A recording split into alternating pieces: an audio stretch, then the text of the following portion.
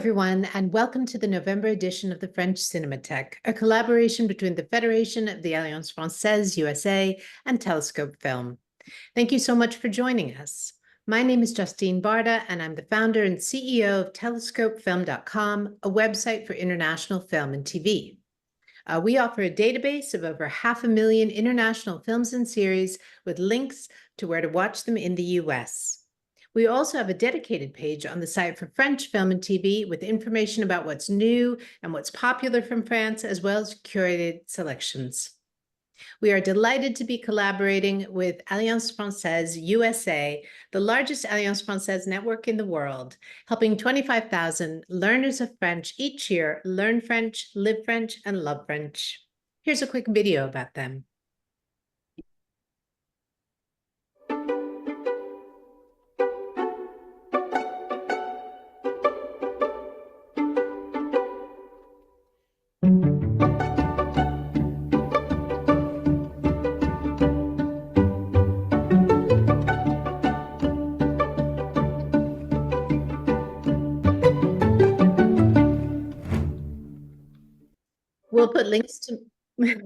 We'll put links to more information about both AFUSA and Telescope Film in the chat in just a moment.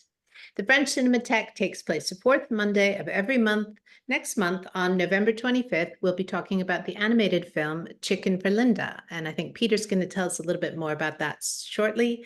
But before we get started today, a couple of brief housekeeping notes. Please keep yourselves muted when you're not speaking and stay on speaker view. To ask a question, please raise your hand using the Zoom feature at the bottom of your screen. I think it's in the reaction section, or put your question in the chat. If there are technical issues, you may want to leave the Zoom, then sign back in after a couple of minutes using the original Zoom link. And this event is being recorded for our YouTube channels, and the total runtime is 1 hour. With that, I would like to introduce our facilitator, who is also the Chief Film Critic for Variety, Peter Debruge. Over to you, Peter. Thank you, Justine. Nice to see people. I'm trying to get a sense of how many we have. It's kind of a small crowd today. We were doing something a little different with this month's movie in the spirit of Halloween. So we've chosen a genre movie. I don't know if you guys have done that previously in any of the earlier sessions, but it's kind of exciting for a few reasons. I mean, one, we were trying to be in the spirit of the holiday. I'm actually in the spirit of the holiday. This is like 80% of my Halloween costume today. Can anyone guess who I am? No. Here's a hint. Ah. I'm Wallace of Wallace and Gromit fame. Anyway, we'll finish up the bald cap and everything else after this meeting.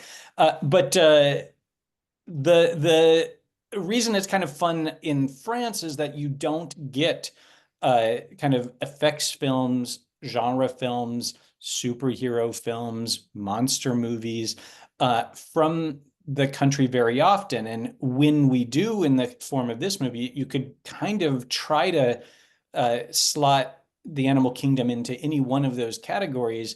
You find that it's really doing its own thing. And so maybe that's something we can kind of talk about as we weigh our responses to the movie, is how it compares to kind of whatever we might think of as the American equivalent of it. And I think I'll just take a moment to tell you to contextualize the director, Thomas Cailley, who started out of the gate with the movie Les Combattants, which has perhaps the worst translated title in my lifetime of French movies, Love at First Fight. But it's a pretty strong movie. The movie kind of like won every prize there was to win in Director's Fortnight, and launched him as, a major new young French talent to watch. And I think off of that enthusiasm, he took a big step up in terms of budget. This movie cost, I think, about 15 million euros, which by American movie standards is quite modest. For a French film, it's it's showing a real commitment, and it's why he was able to make what is essentially an effects movie, one that features pretty great CGI, certainly considering the budget, practical effects, all of that. Now, in terms of a place to enter, I think it might be worth just sort of asking. I think what's interesting about the film is that it's not a perfect metaphor. By which I mean, if you're looking at kind of what is going on with the mutations, it's hard to kind of map that onto something in the real world. Is it like in Teen Wolf, puberty? Is it something that is talking about uh, maybe coming out or something that makes you ostracized from other people? Neither of those things quite match. Is it about the immigration challenge that's kind of facing Europe right now? And because it's a small group, I wonder if we could all take a moment to just kind of think like, how did you read the metaphor? Do you understand what I'm saying? Like, what does the mutation mean to you as an audience member? And then kind of based on what you're saying, we'll steer the conversation in that direction. But I don't want to impose a reading on the movie so much as hear from all of you what you kind of thought. So if you don't mind my putting each of you on the spot, since we've got, I don't know, about 10 of us. Let's see, who wants to be courageous and tell us kind of first what, go ahead, Sharif and Zainab, either or both of you, just make sure you unmute before answering. You're still muted. I don't know if it's me or if you were talking to somebody. I'm Pascal. I realized that my name is not on my little icon. Well, Pascal, because you're unmuted, why don't you start and then we'll go to Sharif and Zainab, Okay. Okay. Tell us your take. So when I saw it, I thought about the fear of the other with a big O. Yes. And that was my first view, but exactly like you said, I think there's a few layers of reading it, not just one. And I lost my line of thoughts, so I will come back later. Yeah, well, we will elaborate on things. So this is to kind of get a feel, but the fear of the other. And I'll just maybe add briefly, it's interesting because in some cases that fear is internal in this way, right? People are transforming into something other. So it's not just the way everybody is reacting to the critters as they're called in the translation, but like the bestial, but also, what it means to recognize that you may be becoming one. Okay. Sharif Zainab, let's hear from you. Well, what I felt about it right away, it brought into my mind several pictures through the history and for nowadays of some people or race or whatever consider other people as non-humans. For example, the Declaration of Independence of the United States calling the Indian natives as savages.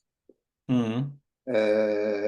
Another example that the Nazis calling Jews cockroaches. Mm-hmm.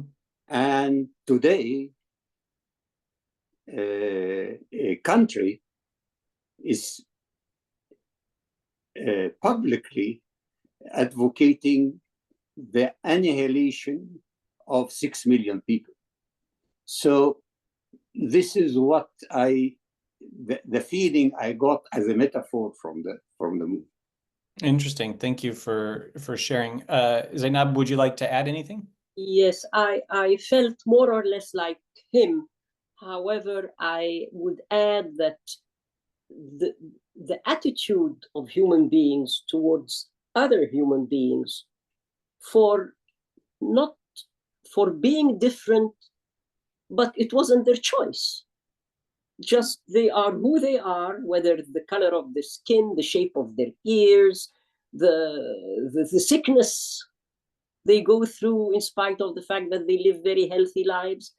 And I think that there is some cruelty simmering underneath, that if you don't look like, even if you haven't chosen to be different, not that they should, I mean, that's their right, but even if you want to conform and you just, it is beyond your control, you have to be accepted.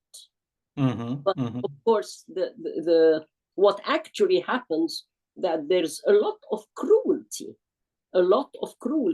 the same way people would laugh at somebody retarded, or the same people would laugh at somebody who has an illness and makes him move in a certain way, or behave in a certain way. Yeah, I think you're picking up on some some strong things in the movie, and one thing that I might point out is whatever it might mean, and I think it's being left deliberately open.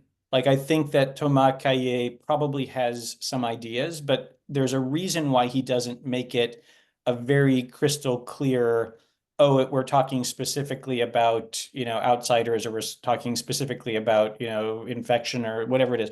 I think it's because he's come up with this kind of science fiction premise. This is what science fiction does very well. It takes the world that we know and it changes variables that might only be possible with fantasy, or with, that aren't there in the real world.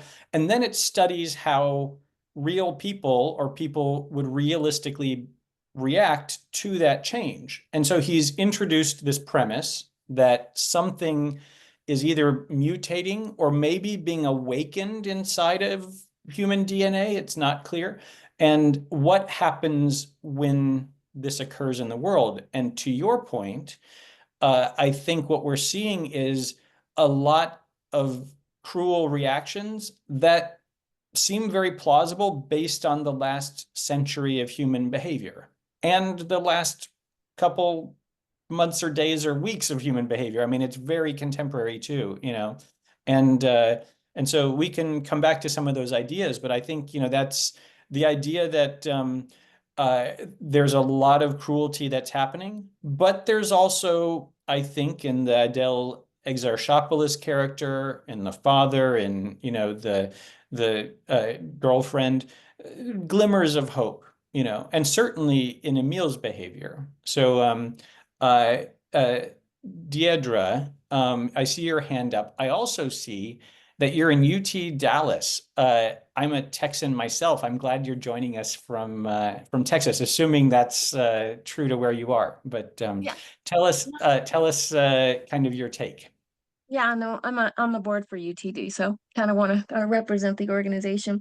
I'm gonna agree that, whether he was intending it to represent the other or not, I would agree that at least that's what I took away from it, and what those others are can be a variety of things that have already been said.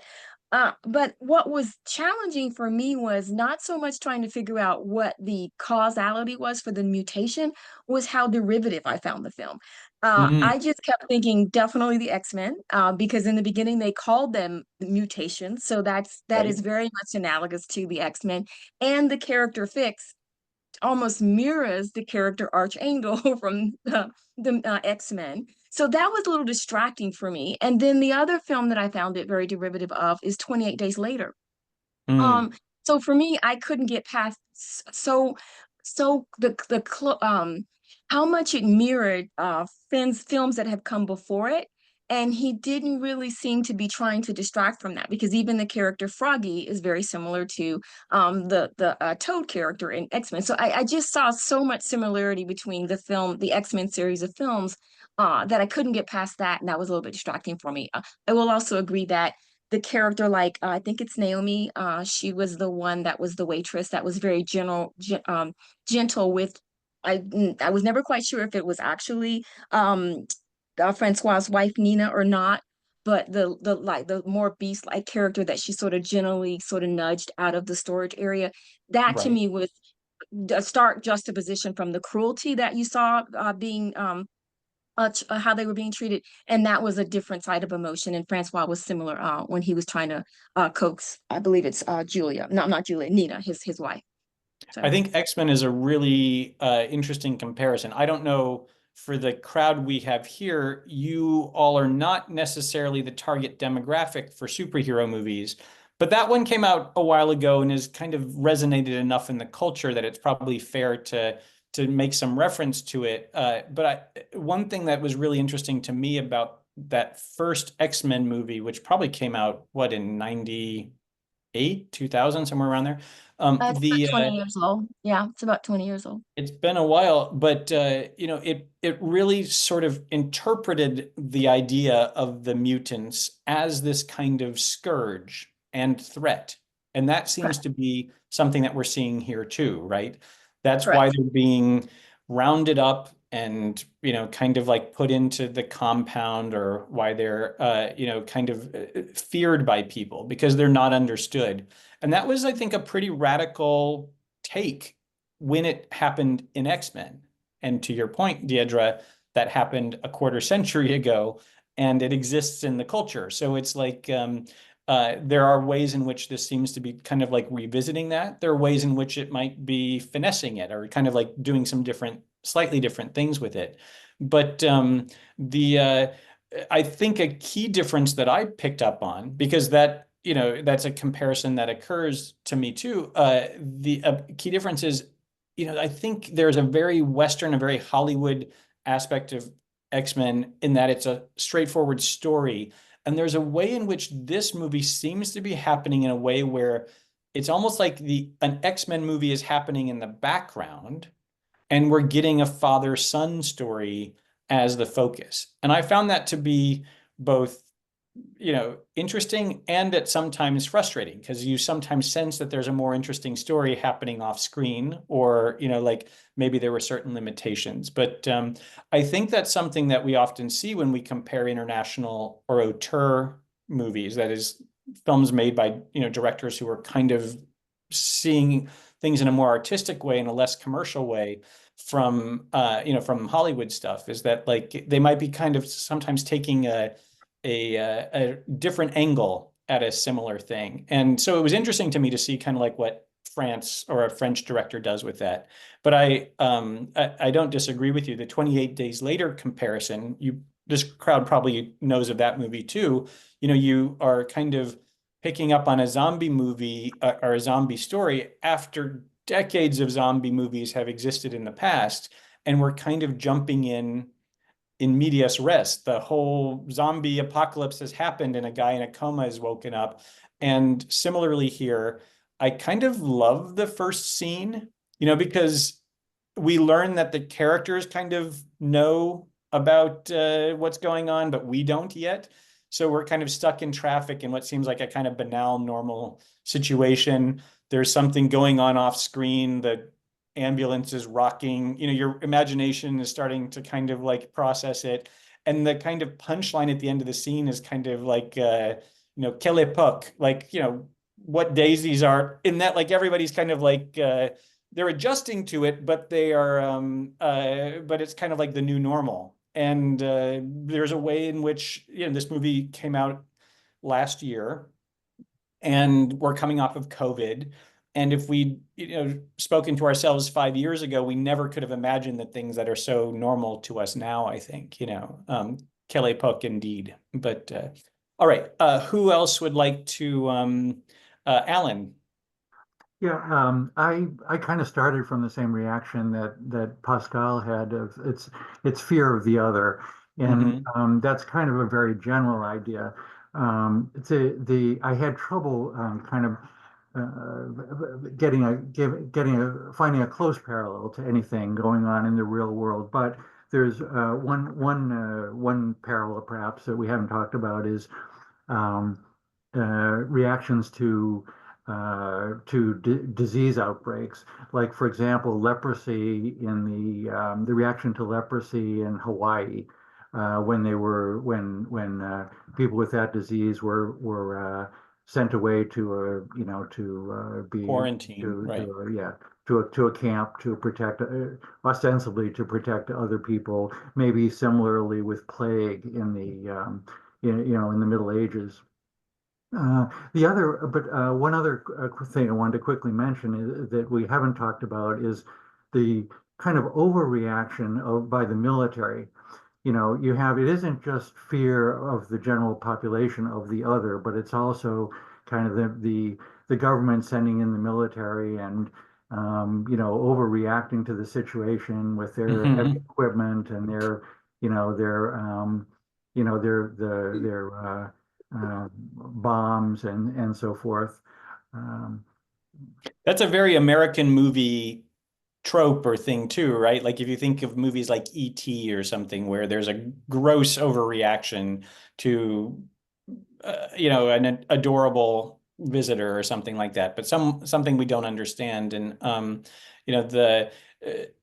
often wonder, is that if something like that happened, if aliens arrived tomorrow, how would we, as a society, as a culture, as a race, a species, how would we greet them? Or would we do the thing that we see in all the movies, which is we turn our nuclear warheads toward them and try and, control them? But those are both, I think really apt readings of this.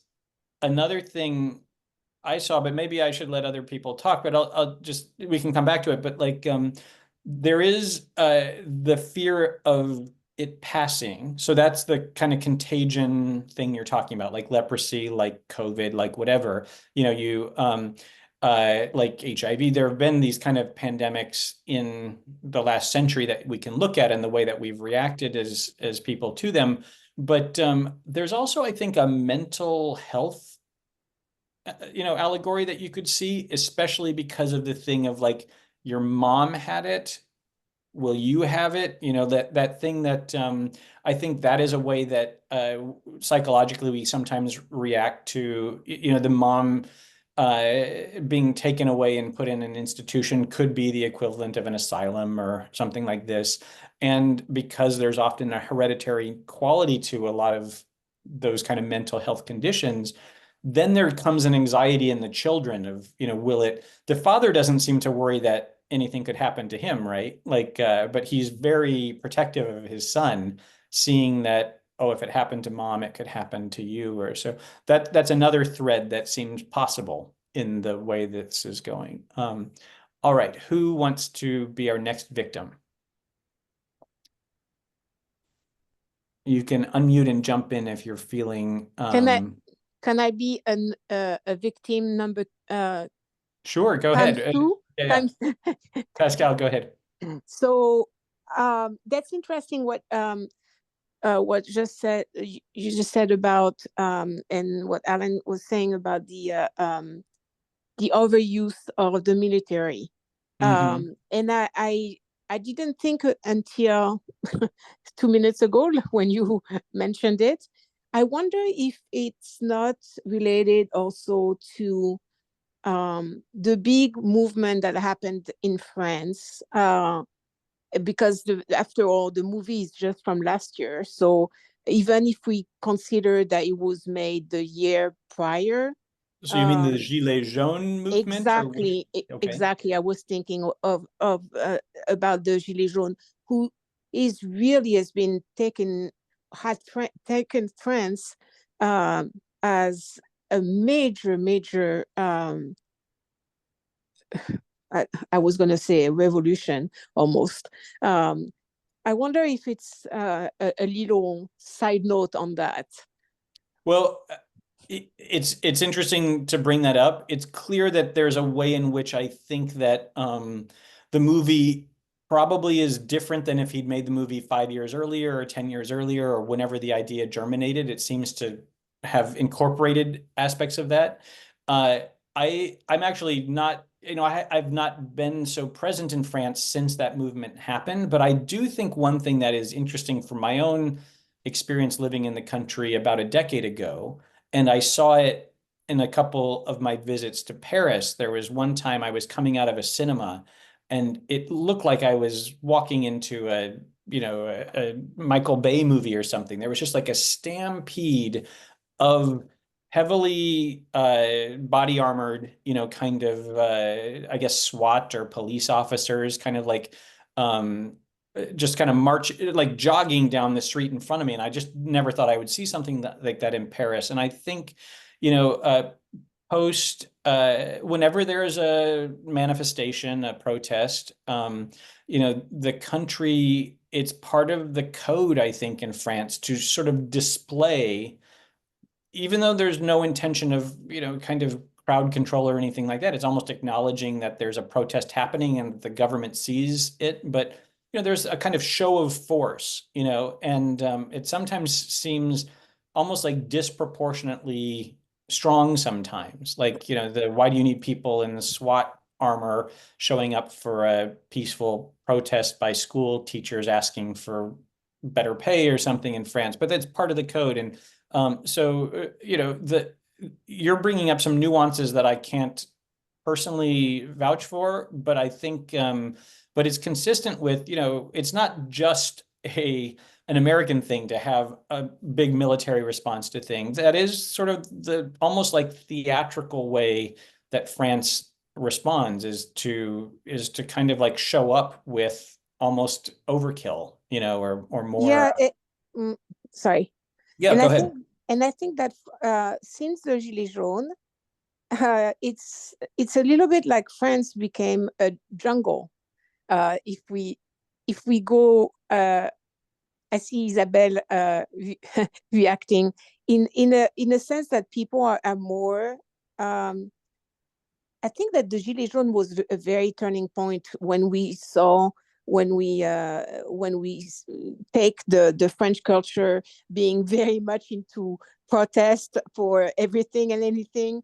This one was a big step above everything that was going on at the time. There was something that snapped, like that was different from the past, and maybe that's reflected in the film. Jeanette, you were kind of hiding behind another one of my windows, and I didn't see your hand go up, so I'm going to call on you next. Okay. Yeah, actually, my comment has, I wasn't volunteering to become a victim, but my comment goes back to what you were saying earlier in talking about the ways to interpret the other and so forth. What struck me, one thing that struck me was the medical response to this crisis. It made me want to ask, why do they want so badly to turn the creatures back into the people that they used to be? I mean, you can understand why a family would want that, right? But as a society, I don't think there was any explanation really given or even implied.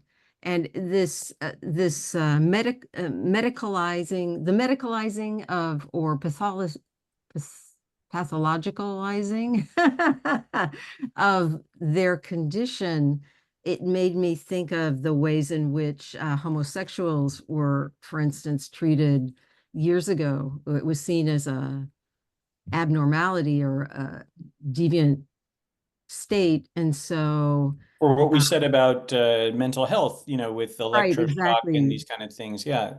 Go ahead. Yes, but also it made me wonder if there was any reference in a way with that kind of medical treatments that they were forced to undergo, if there's anything being said about the transgender movement of today. I don't know.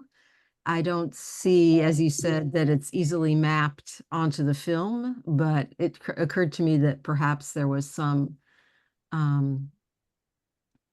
Yeah, I mean, movies can be kind of Rorschach test too. It's like it can be deliberate, and it can also be kind of what we project onto them. And it can be something where, a movie made a year ago suddenly takes on new significance. But I mean, I think all of those things are fair questions. It is interesting that the two key responses that we seem to get from society, if you will, are kind of like sequester them being the critters, like let's separate them from others. Sometimes that's, as with mental health, that can be just kind of like society is not comfortable seeing otherness, or society needs to be protected. I mean, that there are, whether it's infection, whether it's people who have a tendency to be violent or whatever, there are needs, obviously, to kind of, there are good reasons, and there are also kind of like maybe too strong ones. But so if reaction number one is to separate, that's one thing, but reaction number two seems to be healing, or to try and reverse it. And one of the things that's interesting to me about the movie, and I hear it behind your reaction, is there's something really enticing, I don't know if that's the right word, like about these transformations. It's like it could be an upgrade rather than or at least, there's some potential that seems to be unlocked in these critters.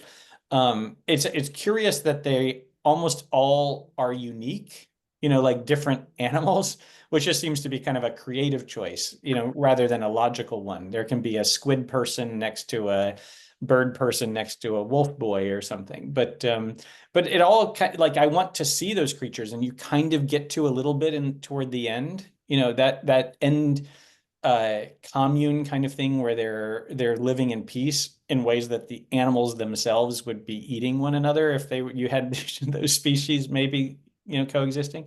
But it gives you a flavor of kind of like a different response, a response where the critters are allowed to become their fully formed selves, and what does that mean?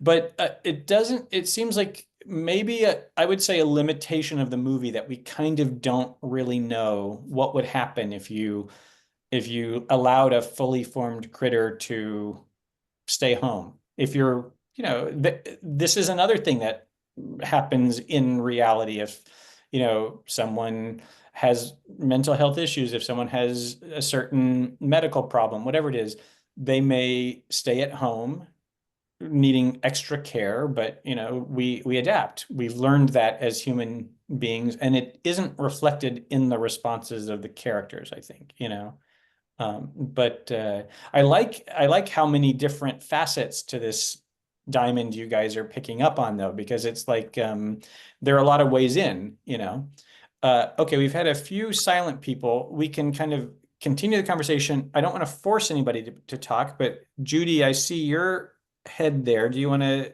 to speak up? You don't have to. But you'll have to unmute if you do. You might be talking. There you go. Oh, no, I can't hear you still. Oh, I don't know why that is, but is anyone, no one, we're not hearing you, Judy, I'm sorry. Who else might want to weigh in? Deidre, is that a current hand up, or was that from before? No, it's a current one, but I want to make sure everybody has an opportunity to speak. So since I've spoken, I can wait, but otherwise I did have to just kind of keep it organic. So I was reading it as because I wouldn't know how to take my hand down after it had been up. Go ahead. Well, one of the things we've been alluding to is the concept of shame. And something that was obvious to me was, for the characters, particularly Emily, was that he was very ashamed of his mutation. And I found that interesting because it is something, again, I've seen in other similar films. But knowing how passionate his father was about his mother, I would have thought he would have been willing to say something, at least to his father, about his mutation, because clearly his father understood it and really was compassionate about it. But I also go back to the character, I believe her name was Naomi.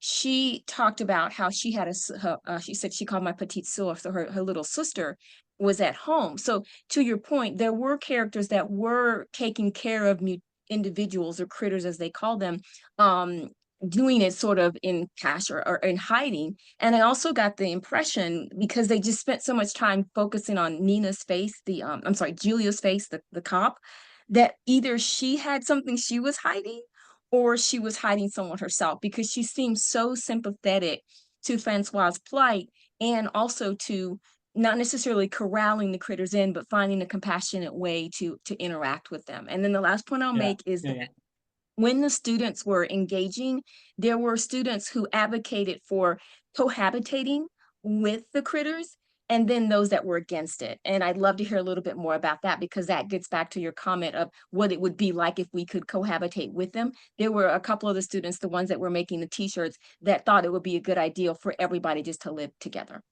Yeah, that's a good point. It does seem like the movie's suggesting that there could be, I'm trying to remember what you were saying about Adele's character. When they're in the supermarket, is it she, or is it the father who has the cart full of steak? Because it's her. Whoever does, that's a clue, right? Yeah, but what was interesting was I thought that at first, and then she quickly says, no, we have the military coming in and I have to feed all of these soldiers. So the food that was what I thought when I saw that cart full of meat. But then remember, the cop walks up and he throws more meat onto it, and it's to bring it. And it's an analogy, obviously, for something that's raw and visceral, right? All that raw meat. But no, I thought that first, but no, the meat was supposed, at least what she said, was it was for the soldiers. Right. That's probably, I'm remembering more my kind of like first reading of seeing that. And then and if it was just, people can be dishonest in movies, that's something we always need to remember. Just because someone says something doesn't mean that's the truth. But when there's another officer, it's a clue that she's not really getting away with something or being secretive, but it's not how I would probably prepare a banquet for the military of just one food group or something. But so is there anyone who hasn't spoken yet who wants to sort of speak up before we kind of like embellish what we've been talking about? Again, no one's obliged to, but I just want to make sure people have a chance. Okay, well, you can raise your hand or join in anytime. This is meant to be kind of an open conversation. You know what? I was going to maybe shift our focus a little bit to another aspect of the movie that I think is really interesting, which is the focus on the parent-son, the father-son relationship, because I think that's something that's pretty special about this movie. And I think, as I mentioned earlier, it's something that kind of shows a different entry point or a different focus from, maybe other movies that it reminds us of. Maybe to pick up on another thing Deidre was saying, because Emil's character is a teenager and he's going through this transformation. We've seen versions of that in other movies, like Raw. I don't know if you guys know of the film Raw, which is a recent French horror movie by the Julia Ducournau, who went on to win the Palme d'Or at Cannes. But it's a young woman who's lived at home who goes off to veterinary school, and while she's there, her inner cannibalism sort of starts to manifest itself. But it coincides with a period in our lives when we ourselves kind of went through transformations, or, like I said, Teen Wolf, or even a movie like Spider-Man kind of seems to play with the joke that I'm talking about the first Spider-Man with Tobey Maguire a million years ago, but like, that it seems to be kind of like a metaphor for, or playing off of puberty and things like that. He doesn't know how to control his webs. He's shooting them everywhere, and you can read that however you want. But I mean, it's like we kind of remember moments when, our bodies are not behaving the way we want them to. And, that is true of the young man, but it's not the way that the transformations are working across the board. Here I'm trying to think that the squid character it seems like maybe a similar age. So maybe it's saying that that's when they're more prone, but Froggy's very young.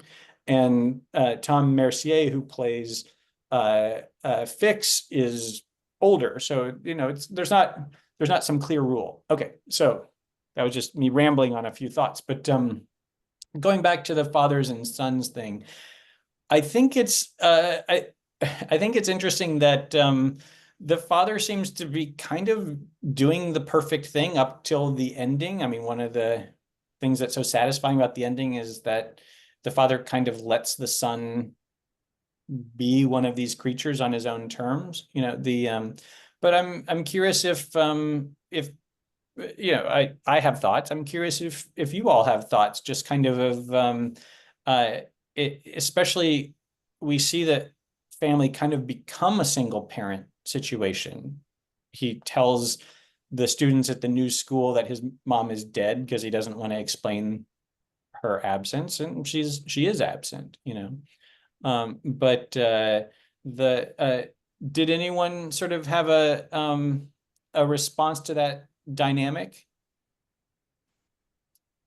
Sure, Renee, unmute and I think that's one of the most important parts of the film, aspects of the film, and we've discussed, you know, immigration and tolerance and judgment and racism. But I think, and as a parent, that scene when he lets him go is a big part of the movie. I mean, those of us who are parents, you can protect your kids, you can do everything that you can do everything you can, but there comes that point, no matter in life, where you have to let go, be yeah, it positive or negative.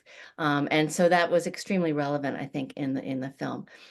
And then I just wanted to say one more thing while I have the floor, is that Mhm. with all of we've intellectualized this movie so beautifully with your leadership, Peter. But one of the things that I found so extraordinary about this film, that we're confronted with all of these metaphors, these deeply moral issues, but the way that the director uses, it's still a movie, and the way he uses suspense, I think, is quite extraordinary. Yeah. You're literally, it's got that horror movie genre to it, which I thought gave it, again, maybe a little bit of a more American twist, but it gave us, again, we're looking at this very seriously, but this wonderful use of Yeah. suspense, I thought. Especially here, kind of like as we're in the Halloween season, we can talk about it just as kind of like a horror movie or adjacent. I'll put one last little thought maybe on the father thing. But the one thing that I think is interesting, and that I myself read in an interview with the director, is there's an almost animal-like thing that's happening. I mean, we're seeing is a very empathetic father, and one who's very protective of his son. But specifically, what Thomas Cailley describes in the interview is the idea that in the animal kingdom, if you will, what often happens is you don't have animals that care for their young all the way, and through high school, send them off to college, invite them back into the spare room when they can't afford their bills, and on and on and on. Like instead you have kind of a need to impart enough wisdom or enough guidance on the next generation before kind of turning them loose. And that seems to be something that is happening here. It's like he can kind of both characters are kind of having to figure out something other than their expectations, maybe other than the kind of father he wants to be, and he has to kind of trust that at a certain point the child can go off into the world and fend for himself. But let's talk about the filmmaking. That's a great setup, I think, Renee, for because it is one of the things that is impressive about this film. And maybe I'll pick on you, Deidre, because you were kind of comparing it to some when I say pick on you, I mean give you the floor again rather than tease you. But like you were comparing it to some American films, kind of like, how did you find the style? In some ways that may have been what sets it apart from the things that it reminded you of. I would wholeheartedly agree. I don't mind you picking on me. What I found was the contrast between, again, the X films, where everything is so there's so much exposition. You get so much clarity in those films. You understand where the mutations come from. You understand exactly how they're being treated and interpreted. The ambiguity in this film was unsettling for me because I didn't know the origins of the mutation, and I really had a lack of clarity around how much everyone knew. And it started to evolve throughout the film because, like you said, that opening scene is you know something's going on, and then Fix emerges. But then later on, you don't really know, is this new? How long is this new? I mean, there's just so much ambiguity that it was unsettling, which gives it which is unusual for an American film, because I have a difficult time watching American horror film because I know exactly what's going to happen. I know exactly every single plot line. There were some that were unique despite the analogies that I found with other films. So I'll Do you leave want to point out an example? I don't mean to put you on the spot, but maybe you remember one that just kind of as a scene or something that struck you as interesting. Well, for example, well, there's two. The relationship between Emile and the young lady that said she kept talking about ADHD. But then she said she knew that he was a mutant. How did she know? Was she a mutant herself? Because when they have that scene where they're howling and she has that howl, the mutants have a character in X-Men that does exactly that, that hollers, that's their mutation. And so I that was a form of ambiguity, because you never really find out how she knows that he's a mutant, because she doesn't really see the physical manifestations of it until they have that intimate scene. And then again, it goes back to the cop, Julia. She seems to be hiding something, and we just never get clarity around what it is. So those are two examples, and I hope that that answered your question. Yeah, it's interesting. I mean, just talking as a general observation about the filmmaking, this movie is long. I mean, it's more than 2 hours long, and it's not tight in the sense of, like, a lot of genre movies, kind of like there's not a wasted kind of moment or something like that. And here, what it makes you realize, I think, is Thomas Cailley has earned the right to tell the story the way that he has, and that the scenes that he includes mean something to him. So if you trust the filmmaker, and if you look at a movie and you see a scene where you're like, I don't know why that's there, if you like, you can kind of, I call it the loose thread theory. It's my theory and my theory alone. But like, if you pull on the kind of like loose thread, you might actually realize, oh, they couldn't live without that scene because in some ways it's the core of the movie. I haven't tugged on it with this one, but I feel like there are a few loose threads here that you wouldn't find in kind of like the more traditional version or the Western version of this movie. Okay, I saw Sharif, your hand went up. Yes, I just remembered a point in the movie that I think it ought to be mentioned in this discussion, is when the students in the classroom discuss how, because it's a global phenomenon. We understand this is not only in France, but it's a global phenomenon. And they compare how different countries are dealing with it. And I think they mention specifically Norway, and saying that Norway is, compromising this and cohabitating with the thing. And that reminds me of the different reaction to COVID. Yeah, totally. Countries which their attitude were much different. The second thing I want to comment on is the ambiguity, that we don't know why it started and what is the treatment.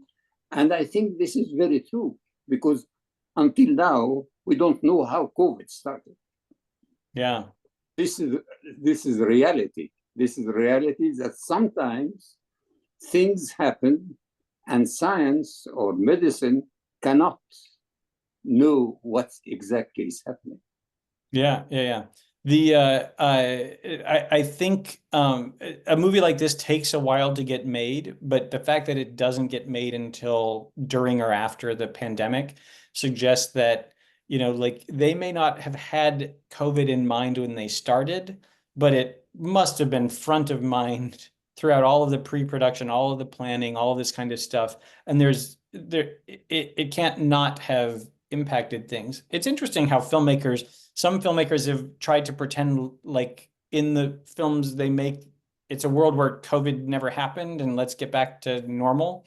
And others have kind of really responded to it in interesting ways. That's COVID is a really interesting aspect of, you can go back and watch movies from 20 years ago and suddenly there are new things that you see in them because we've lived in a world post pandemic, or Pascal, you had your hand up earlier. I don't know if you still have your thought.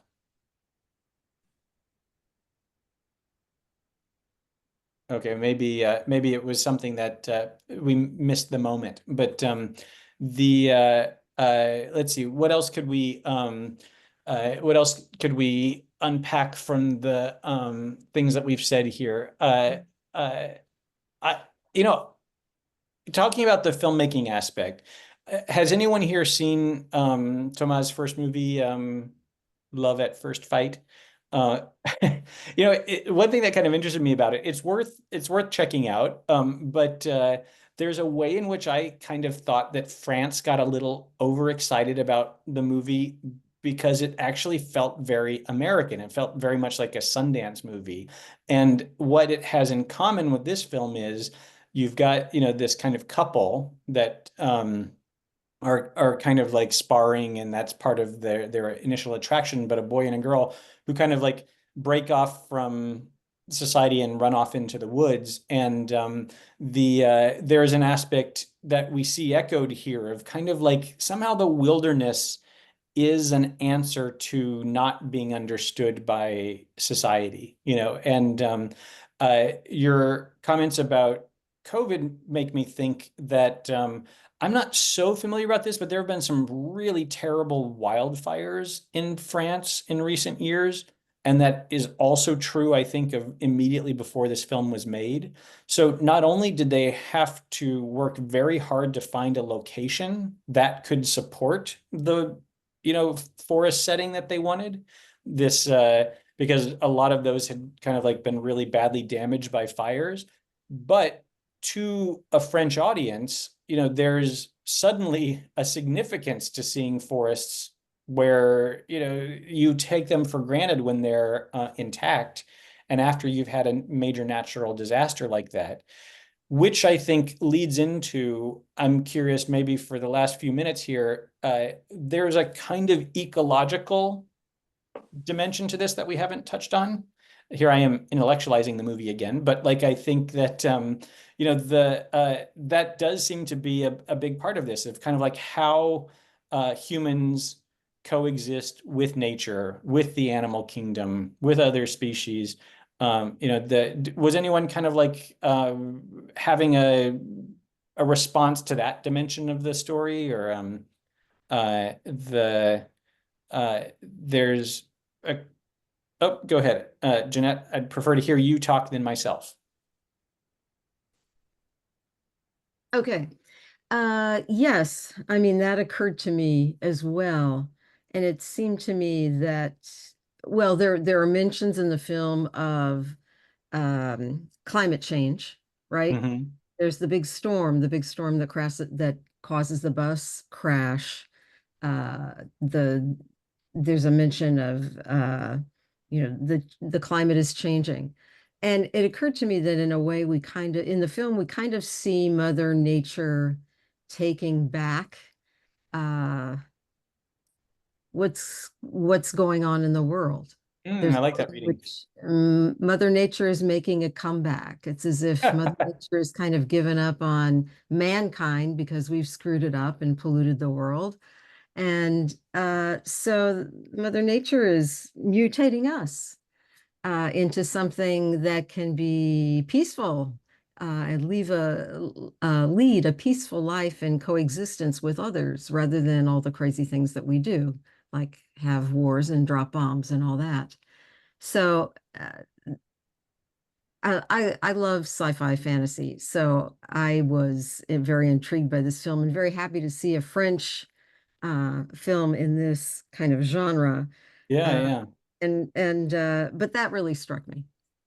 Yeah, it's true. Like the whole situation comes out of a kind of uncertainty about our relation to nature that seems to be related to global warming and climate change and, like wildfires and natural disasters. And yes, we're seeing that kind of literally, like there's there are other things that seem to be like very old school, like the strange festival with the burning, kind of like column or whatever that is, which seem to be remnants of a former relationship between mankind and nature, but I really like your take that because it does seem like the critters are peaceful, and yet they can be dangerous, right? Like they also have to learn how to be peaceful as they transform. And we see that with Emile when he scratches the bully, like when you see that, you realize, oh yeah, you can't really have Emile or whatever Emile's becoming at school with these other people. That would be a problem. But in the end, that glimpse we get of them all kind of living together, the joke I made earlier about like if that was those actual animals, they'd be eating each other. They're not though, right? That's a statement, Go ahead. And just to tie it back to the link to COVID, I remember hearing about how many more animals, that animals were more present and that they were not invading, but they were coming back into habitats that they shared with mankind, humanity, and could be seen in greater numbers because of COVID and because people weren't out and about and doing what they'd been doing for years and years, right? Yeah, good point. So, and the forest is forbidden to the people of the village now as well. Both by the police and because, of course, they're afraid of the creatures. So, yeah. Yeah. No, that's a great point. And again, like, because this is coming on the heels of, COVID, it's like, I wouldn't be surprised if that's something that very specifically occurred to the filmmaker. Okay, we've got just a couple minutes. I'm going to pivot to another animal, chicken, who will be the focus of our next month's movie, Chicken for Linda. This is another kind of new thread for the group. We're going to be doing a few of these in December. We'll be looking at Emilia Perez, which is a French film made in Spanish, set in Mexico. So we're kind of going off piste a little bit, but here it's an animated film and a delightful one made by a French couple. They won the top prize at the Annecy Animation Film Festival, which is basically the world's leading festival for animation. And even though I hope everybody here is game to give it a try, even though it may look like a children's movie, I find, and you'll see that there are ways that children would be delighted by the film. I found the relationship between the mother and the daughter in the film to be every bit as vibrant and realistic as you would ever get in a live action film. And so that's something I think to look forward to. The movie, has all kinds of humor and energy. And if you've got a young person in your life, maybe it's an excuse to watch it together. If they're old enough for subtitles or what have you. But I think watch for that dynamic. Watch what it says about kind of a single mother trying to manage a life after the passing of her husband and trying to be a good mom. I think you will all love it. This is a movie that I responded to so strongly that I put it on my top 10 list last year, even though it kind of didn't really come out in theaters until earlier this year, but I'd seen it at the festival and I really wanted to draw some attention to it. And if there's ever any proof that film critics make no impact in the world, the movie did not make nearly as much money as Inside Out 2, but I love it every bit as much. So I hope to see you all. Oh, Pascal, you want to say something before we go? Or maybe that was a false flag. No, it was a real one. I was just so happy that you said December is Emilia Perez. I am going to watch it this upcoming Friday, so I can't. Oh, great! Yeah. It'll be tomorrow night here in Los Angeles. It's opening the American French Film Festival, and there will be a lot of attention around that film in the coming weeks. It was France's submission for the International Feature Oscar, and Netflix is releasing it. They will make sure that the world knows it exists. So we'll hope to see you all at both of those sessions. Next month is kind of the Monday of Thanksgiving weekend. I hope that doesn't prevent anyone from joining, and we'll see you in a month. Okay, everybody. Thank you so much, Peter. And thanks also to Renee Ketchum, Isabelle Leroux, and Melissa Sora with the Alliance Française. And thank you to everyone for joining us today and for such a thoughtful investigation of the animal kingdom. As Peter said, next month's French Cinémathèque will take place on Monday, November 25th. We'll be discussing Chicken for Linda. I just put a link to that in the chat. We'll be sending out more information about that soon. And we look forward to seeing you in November. Thank you so much, everyone. See you soon.